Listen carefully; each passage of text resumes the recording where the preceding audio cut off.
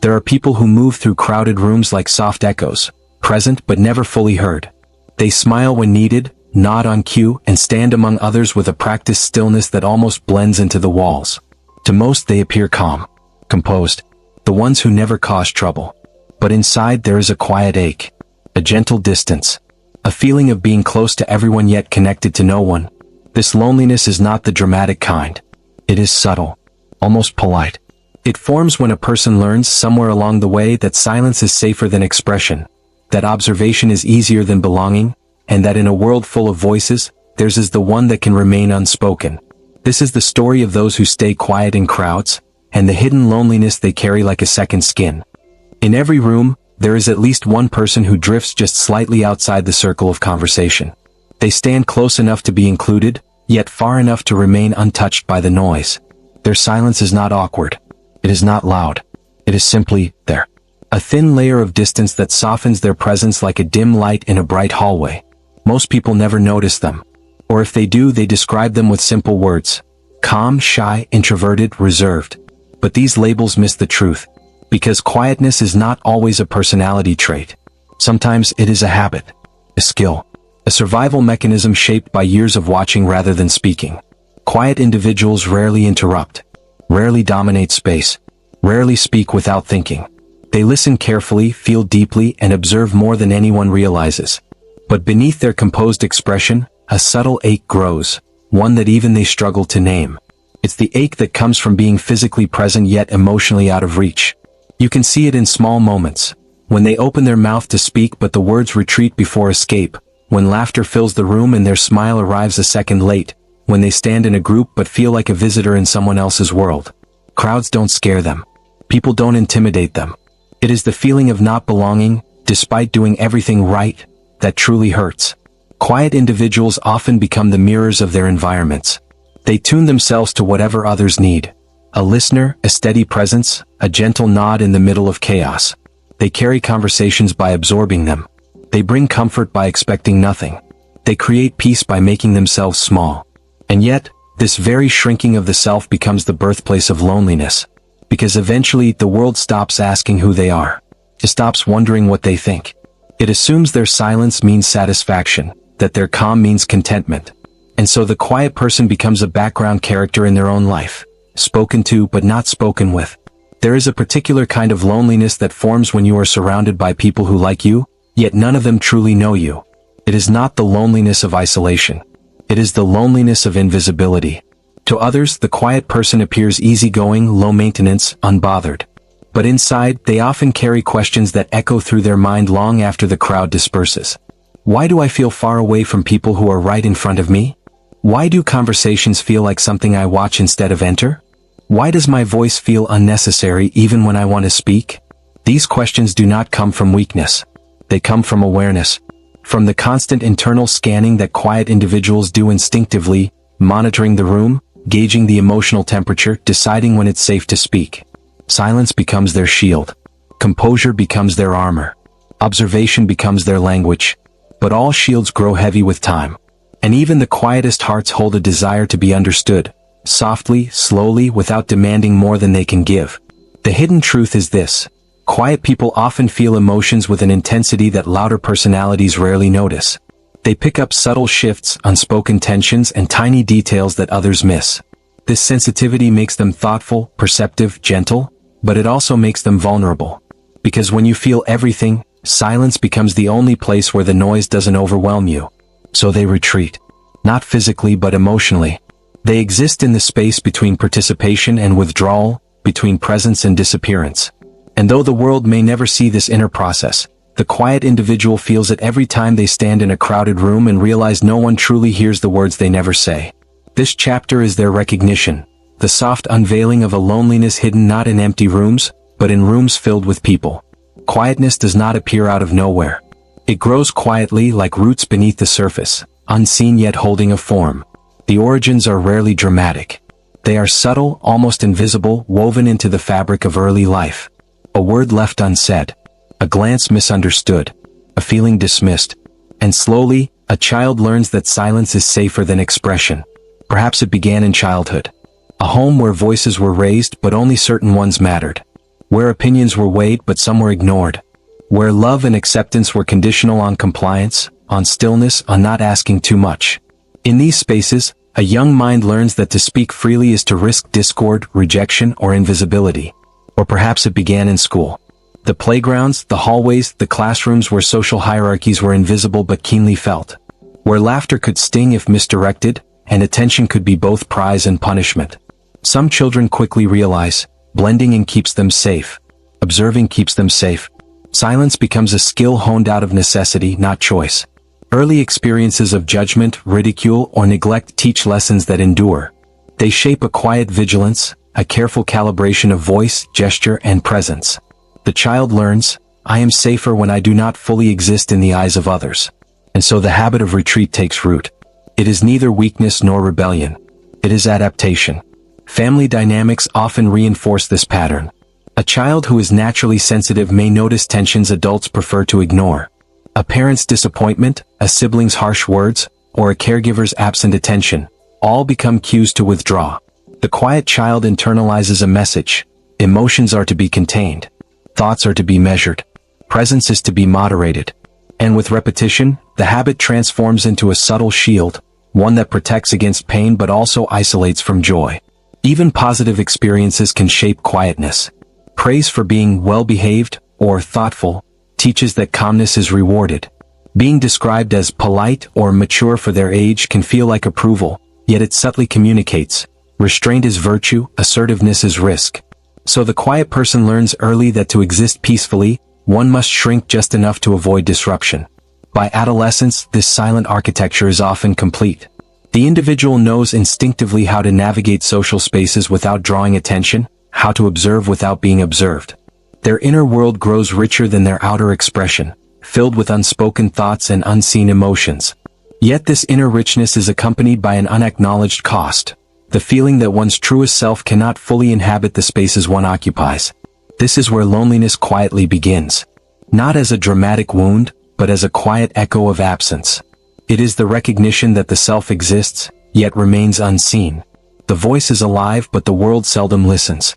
The emotions are intense, yet they circulate in private. And even amidst care or affection, there is a persistent distance, an invisible wall formed by years of learning that being quiet keeps one safe.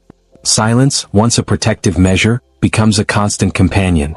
It is a friend in some ways, shielding from scrutiny, shielding from pain. But it is also a barrier, separating the individual from intimacy, from spontaneity, from full participation in life. And so the quiet person carries two realities simultaneously, an inner world of vivid thoughts and feelings, and an outer world where presence is measured, controlled, and often overlooked. This chapter is about roots, the places where silence was first learned, where protection became loneliness, where quietness was not chosen, but cultivated as a means of survival. Here lies the origin of the hidden ache, the beginning of a journey that will ripple quietly through every crowded room, every half-spoken conversation, every attempt to belong without exposure. Silence is not merely habit. It is a complex interplay of mind, body, and environment, a rhythm that the brain composes long before words are spoken. For those who remain quiet in crowds, withdrawal is often instinctual, almost automatic, a subtle survival strategy honed over years of observation. It is not laziness nor lack of interest. It is a deeply human response to a world that can feel overwhelming, unpredictable, or indifferent. Scientific understanding tells us that social sensitivity varies widely. Some brains are naturally attuned to subtle cues, changes in tone, facial expression, or body language. The quiet individual senses emotional shifts long before others do. This heightened awareness allows them to navigate social landscapes with caution, but it comes at a cost: overstimulation. Crowds, chatter, and constant interaction can feel like a tide too strong to resist. Withdrawing becomes a way to survive the flood, to maintain internal equilibrium. Neuroscience shows that such withdrawal is linked to self-regulation systems in the brain. The prefrontal cortex evaluates risk and social reward. The amygdala detects potential threat or judgment. When the signals of overstimulation rise, the body responds with subtle tension. Heart rate quickens, muscles tighten, attention narrows. The instinct is not to flee physically but to retreat inwardly. Silence becomes the safest space. Emotionally, the quiet person often oscillates between longing and apprehension. They want connection yet fear intrusion. They crave being seen, yet hesitate at the vulnerability it requires. Even small missteps, speaking too loudly, revealing too much, or drawing attention, can trigger anxiety. So restraint is learned. Control becomes a protective mechanism. And over time, withdrawal becomes second nature. A quiet conversation with oneself in a world that is louder, faster, and often less gentle. Psychology also identifies patterns in temperament and personality. Highly sensitive individuals, introverts, and those prone to rumination are naturally inclined to internal reflection rather than external expression. They process experiences deeply, often replaying social interactions in their minds long after they occur. This inward focus enhances empathy and insight, but it also reinforces a feeling of separateness. They are present yet slightly removed, engaged yet observing. The paradox is stark. Withdrawal does not signal disinterest. It signals attention, deliberation, and care. But the social world often misreads this attentiveness as aloofness, shyness, or indifference. The quiet individual becomes an enigma to others, reinforcing the sense of being unseen. This misunderstanding deepens the inner solitude, creating a quiet feedback loop where silence breeds distance, and distance reinforces silence. Yet there is nuance. Withdrawal is not an absence of emotion, intelligence, or engagement. It is an adaptive strategy. It is the body and mind negotiating boundaries in spaces that do not always feel safe.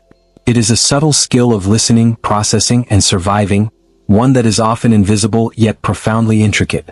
And though it appears as stillness on the surface, beneath it flows a current of rich internal life, emotional awareness, and quiet observation. The psychology of withdrawing shows us a delicate truth. Silence is never empty. It carries thought, sensitivity, and perception. It is a protective shell, but also a vessel for understanding.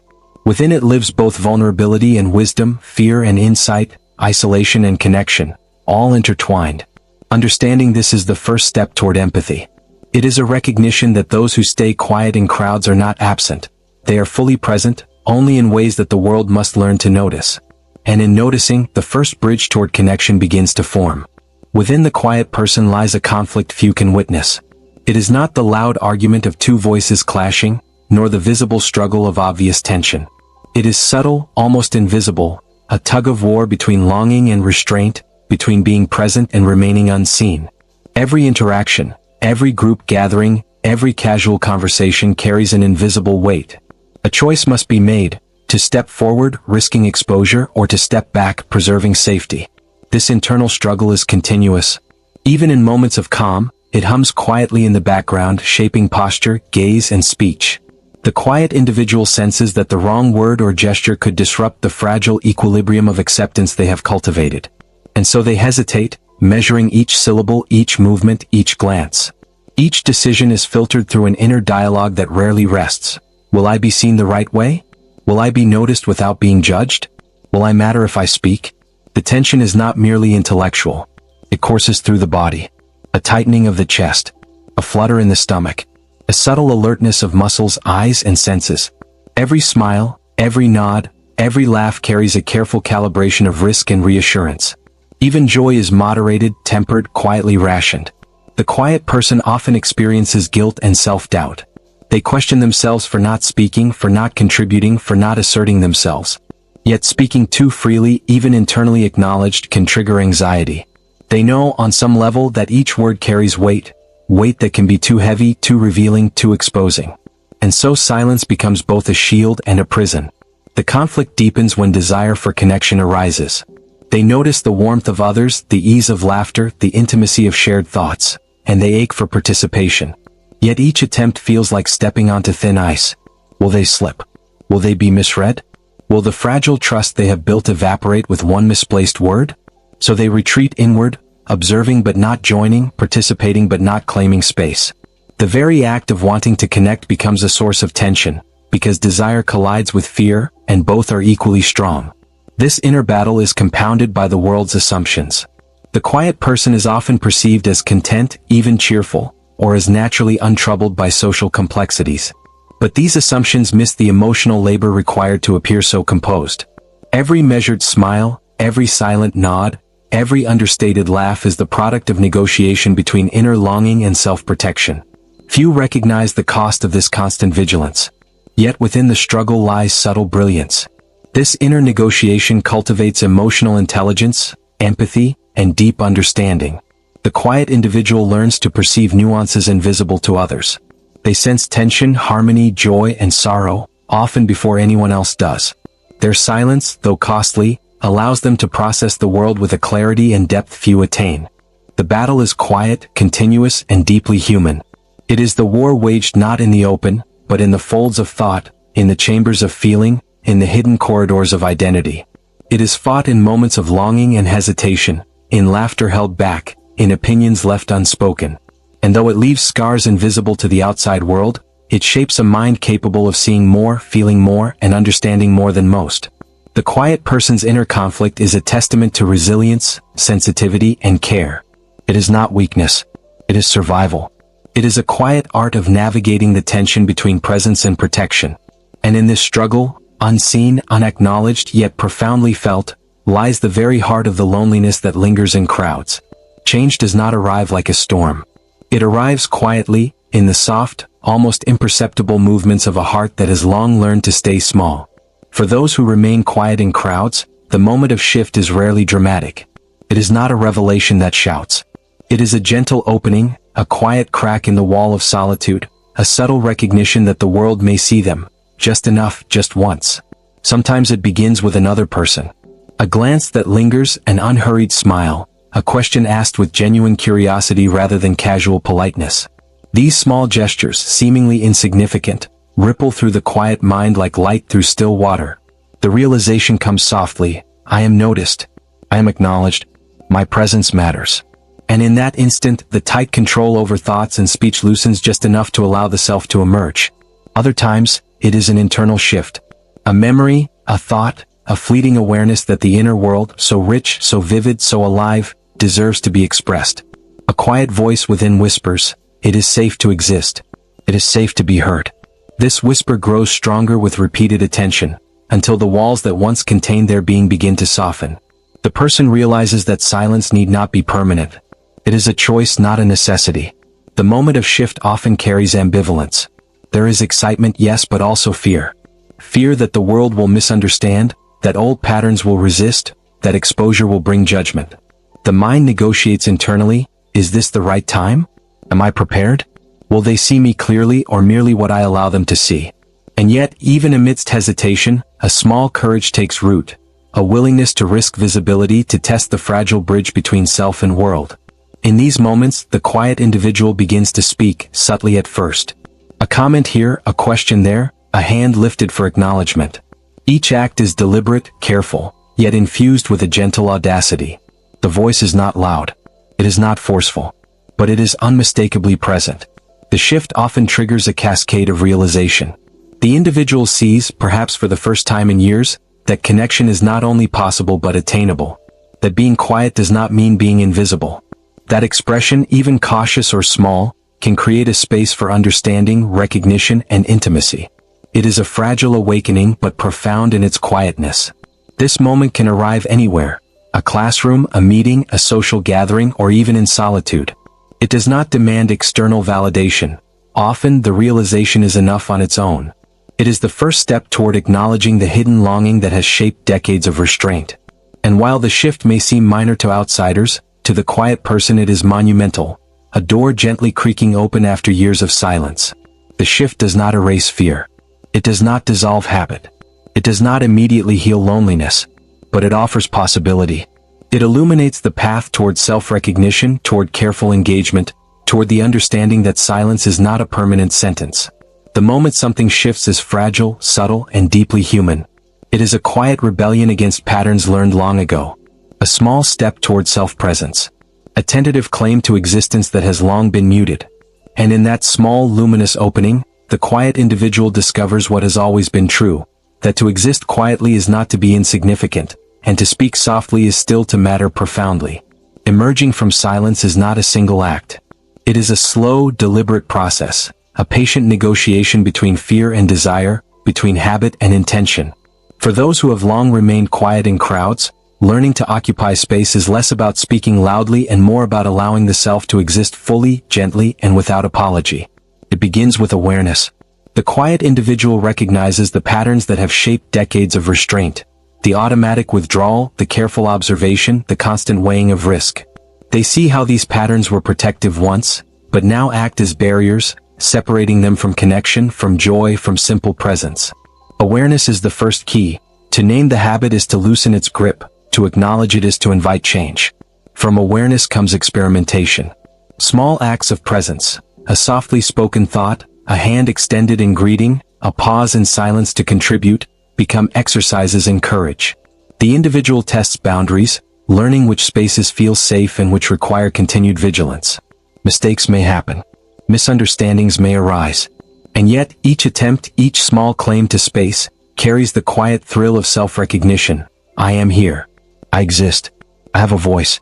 Learning to occupy space is not about dominating attention. It is not about performance or force. It is about allowing presence without fear, about inhabiting one's body and mind without apology. It is about listening to internal cues and trusting the judgment that has been honed over years of careful observation. It is about stepping forward while remaining true to the sensitivity that once made silence necessary. The process is gradual. It is punctuated by reflection, self-doubt, and occasional retreat. There are days when old habits return, when withdrawal feels safer than engagement, when silence seems easier than expression. Yet each return is temporary. The quiet individual has begun to practice a new rhythm, one that blends observation with participation, caution with courage, restraint with acknowledgement. Relationships shift as a result. When the quiet person allows themselves to occupy space, others respond, sometimes with surprise, sometimes with warmth, sometimes with newfound respect. They begin to experience reciprocity, the give and take of presence that previously felt out of reach. Connection no longer requires perfect timing or complete invisibility. Instead, it grows from subtle engagement, genuine expression, and the willingness to be seen as one is. Occupying space also means reclaiming internal territory. The quiet individual learns to honor thoughts and feelings once locked away. They allow themselves to reflect without self-criticism, to feel without suppression, to exist without the constant shadow of judgment. The inner dialogue shifts from caution to curiosity, from restraint to gentle assertion, from survival to presence. And slowly, the loneliness that once accompanied crowds begins to loosen. It does not disappear entirely, some echoes of old habits remain, but it transforms. It becomes a quiet companion rather than a weight, a reminder of sensitivity rather than a barrier to life. Space is no longer something to shrink from. It is something to inhabit with grace, with awareness, and with calm courage. Learning to occupy space is a quiet art, one that takes patience, trust, and resilience. It is the journey from being seen as silent to being understood as present. It is the subtle reclamation of self, an acknowledgement that visibility is not danger, expression is not risk, and quietness need not mean absence. In these small, deliberate steps, the quiet person discovers what has always been true, that silence and presence are not opposites. They are rhythms of the same life, different expressions of the same inner awareness. And to move gently between them is to inhabit the world fully, softly, profoundly. The journey of the quiet individual does not end with mere participation. It culminates in a gentle return to the self, a recognition that silence, observation, and careful retreat were never failures, but steps along a long path toward self-presence. The process is not abrupt. It is quiet, tender, and often imperceptible to the outside world. Yet within, it is profound. The soft return to self begins with acceptance. The individual acknowledges the years of silent survival, the patterns of withdrawal, the careful modulation of presence. They do not condemn these habits nor wish them undone. They understand now that silence was not weakness, and restraint was not surrender. It was adaptation, protection, and intelligence. And with this understanding comes compassion for oneself, a deep, unhurried permission to exist fully. In this stage, boundaries are respected but gently expanded. The quiet person allows themselves to be heard, not out of obligation or performance, but from a place of quiet confidence. They speak when it matters. They listen when it matters. They engage without losing themselves, understanding that presence does not require dominance, and expression does not demand overexposure. The inner dialogue softens. Years of careful self-monitoring, necessary once, give way to trust. Thoughts are allowed to flow without judgment. Emotions are allowed to surface without fear. The individual learns that to occupy space is not to betray caution, but to honor their own existence. The mind, once tense and vigilant, becomes a calm companion. The body, once braced against scrutiny, moves with quiet ease.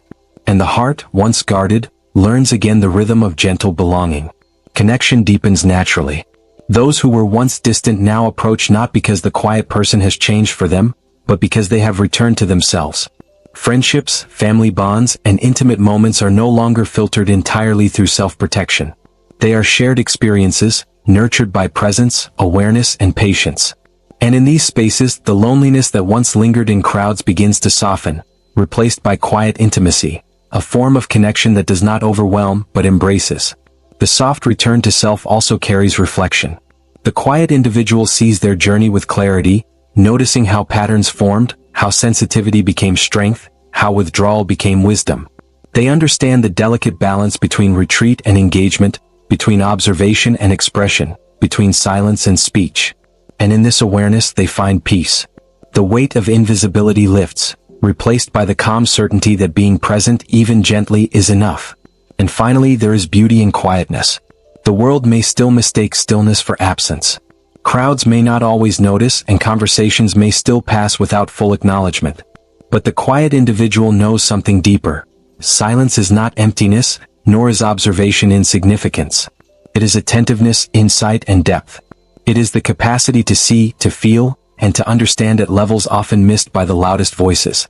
The soft return to self is not a return to noise, nor a surrender to external expectations. It is the gentle integration of inner life with outer presence, the reconciliation of past restraint with present courage. It is a state of being that honors sensitivity while embracing participation, reflection while accepting visibility, caution while allowing joy. And in this state, the quiet person walks into a crowd differently. They are still silent at times, still observant, still reflective. Yet now their silence is a choice, not a shield. Their presence is a calm assertion, a soft declaration. I exist. I am here. I am enough. In the end, the hidden loneliness fades, not because the world has changed, but because the individual has returned home to themselves. And in that home there is no rush, no demand, no fear. Only quiet acceptance. Only depth. Only the soft, luminous presence of a self fully reclaimed.